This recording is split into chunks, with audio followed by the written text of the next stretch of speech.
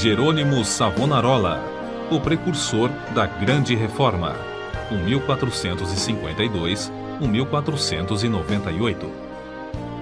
O povo de toda a Itália afluía em número sempre crescente a Florença. A famosa Catedral do Duomo não mais comportava as enormes multidões. O pregador Jerônimo Savonarola, abrasado com o fogo do Espírito Santo e sentindo a iminência do julgamento de Deus, trovejava contra o vício, o crime e a corrupção desenfreada na própria igreja. Como resultado, o povo abandonou a leitura das publicações torpes e mundanas para ler os sermões do ardente pregador. Deixou os cânticos das ruas para cantar os hinos de Deus. Em Florença, as crianças fizeram procissões, coletando as máscaras carnavalescas, os livros obscenos e todos os objetos supérfluos que serviam à vaidade. Com isso, formaram em praça pública uma pirâmide de 20 metros de altura e atearam-lhe fogo.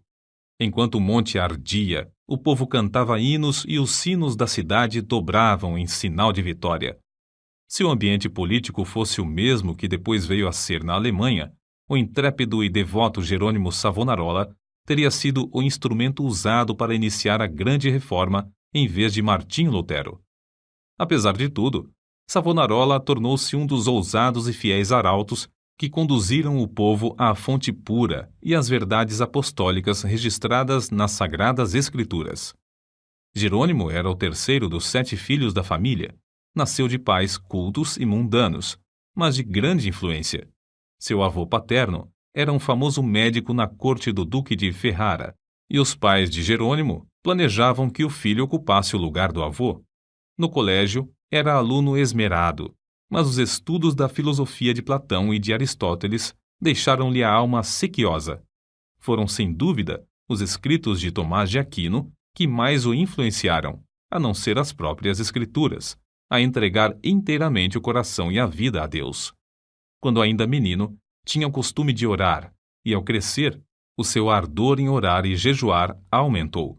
Passava horas seguidas em oração. A decadência da igreja, cheia de toda qualidade de vício e pecado, e ainda o luxo e a ostentação dos ricos, em contraste com a profunda pobreza dos pobres, magoavam-lhe o coração. Passava muito tempo sozinho nos campos e à beira do rio Pó, em contemplação perante Deus, ora cantando, ora chorando, conforme os sentimentos que lhe ardiam no peito. Quando ainda jovem, Deus começou a falar-lhe em visões. A oração era a sua grande consolação. Os degraus do altar, onde se prostrava horas a fio, ficavam repetidamente molhados de suas lágrimas. Houve um tempo em que Jerônimo começou a namorar certa moça florentina. Mas quando ela mostrou quanto era desprezível que um membro de sua orgulhosa família Strozzi pudesse se unir a um Savonarola, Jerônimo abandonou para sempre a ideia de casar-se. Voltou a orar com crescente ardor.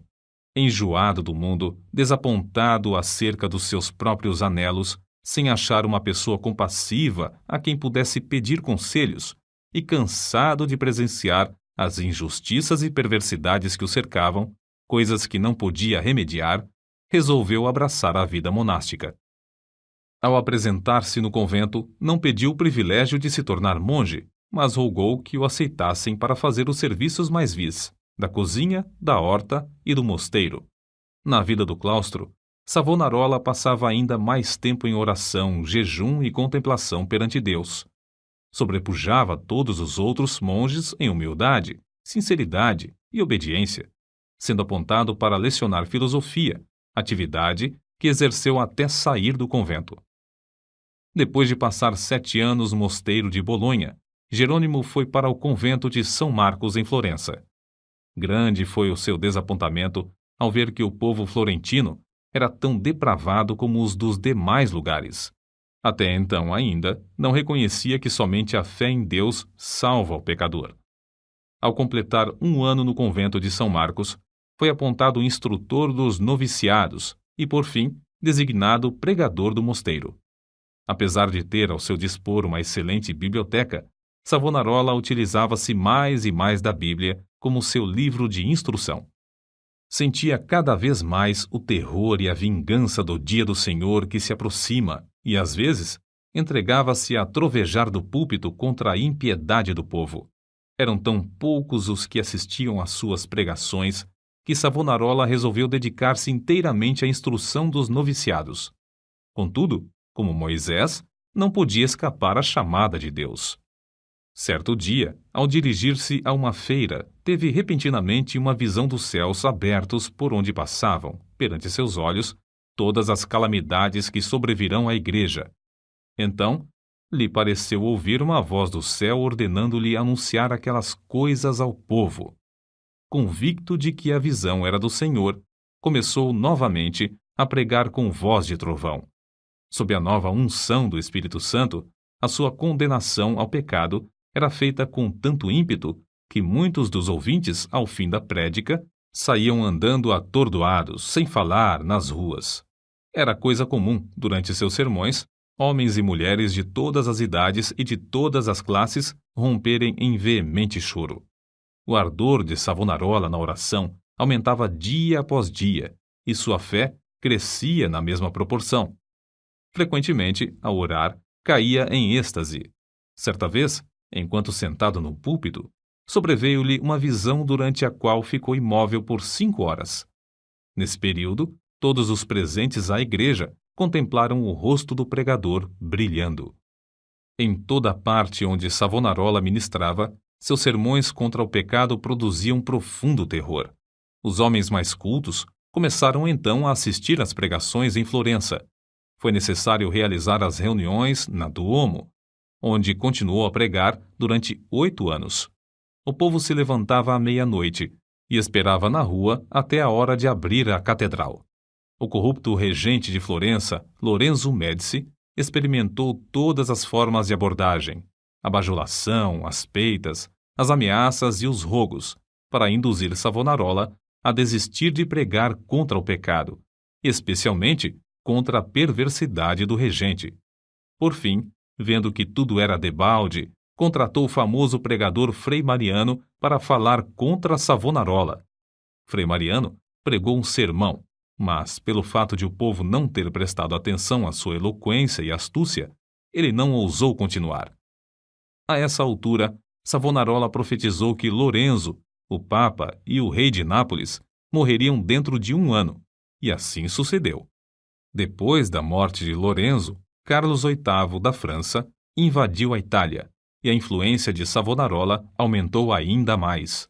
O povo abandonou a literatura torpe e mundana para ler os sermões do famoso pregador.